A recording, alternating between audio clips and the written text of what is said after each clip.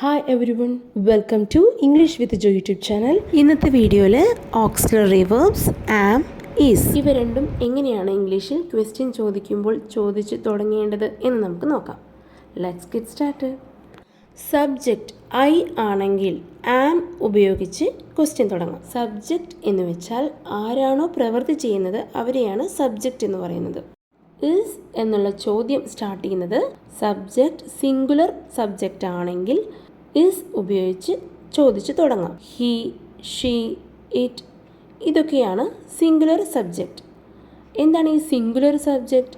ഒരു വ്യക്തിയെക്കുറിച്ച് അല്ലെങ്കിൽ ഒരു സാധനത്തെക്കുറിച്ച് പറയുന്നതിനെയാണ് സിംഗുലർ സബ്ജക്റ്റ് എന്ന് പറയുന്നത്. ഇനി ആം ഉപയോഗിച്ച് എങ്ങനെ ക്വസ്റ്റ്യൻ ചോദിച്ച് തുടങ്ങാം എന്ന് നോക്കാം. Am I audible?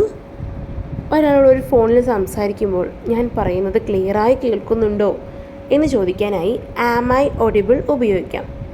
Am I audible? Am I near the station?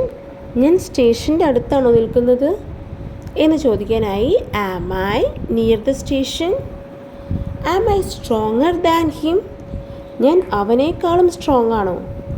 Am I stronger than him? Am I boring you?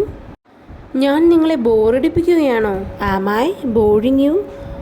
Am I disturbing you? ഞാൻ നിങ്ങളെ ശല്യപ്പെടുത്തുന്നുണ്ടോ? Am I disturbing you? Am I late?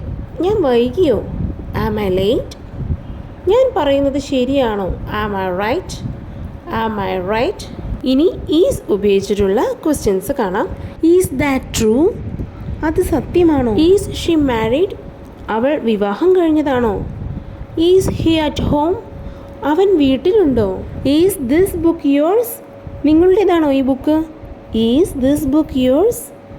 Is he late? അവൻ ലേറ്റാണോ? Is he late? Is your mother at home? നിങ്ങളുടെ അമ്മ വീട്ടിലുണ്ടോ? Is your mother at home? Is he still here? ഇപ്പോഴും അവൻ ഇവിടെയുണ്ടോ? Is he still here? Is this book yours? ഇത് നിങ്ങളുടെ ബുക്കാണോ? Is this book yours? ഇത് നിങ്ങളുടെ ബൈക്കാണോ? ഇതെങ്ങനെ ഇംഗ്ലീഷിൽ ചോദിക്കുക എന്നുള്ളത് താഴെ കോമെൻറ്റ് ചെയ്യുക. അപ്പോൾ വീഡിയോ ഇഷ്ടമായെങ്കിൽ ലൈക്ക് ചെയ്യുക, യൂസ്ഫുൾ ആയെങ്കിൽ നിങ്ങളുടെ ഫ്രണ്ട്സിലേക്ക് ഈ വീഡിയോ ഷെയർ ചെയ്യുക. And please subscribe my YouTube channel English with Jo. Thank U.